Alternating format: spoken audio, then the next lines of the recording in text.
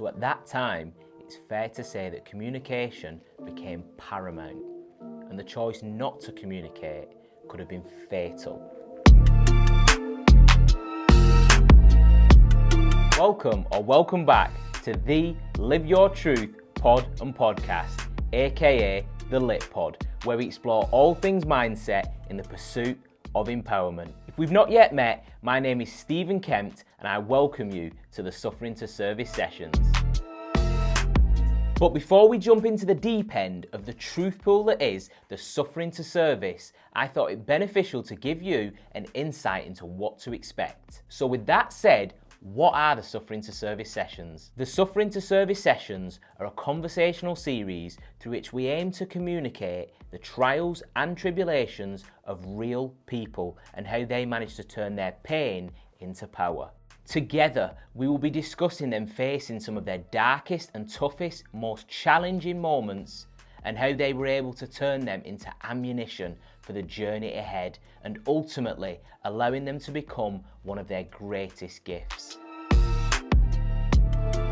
With a lack of empowerment at one end of the spectrum and 1 in 3 said to suffer from some sort of mental illness at some point in their life at the other, and suicide rates as a result being at an all-time high and still climbing, it's never been more important for us to understand.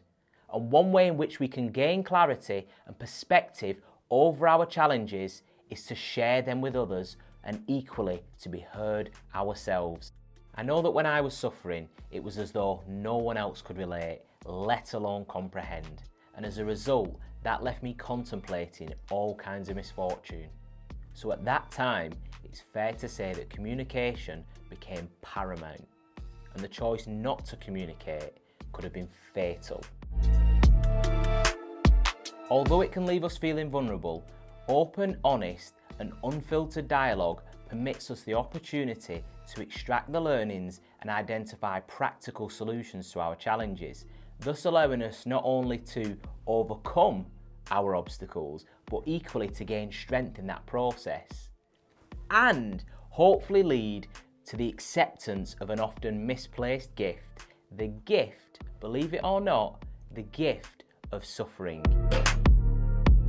This in turn allowing the act of claiming or reclaiming one's personal power and viewing resistance as what I believe it really is, an opportunity for us all to grow. Although it's true, another's journey will never be exactly the same as yours, but you are still able to extract the learnings and the wisdom from their story and impart it on your own life as fuel for your journey.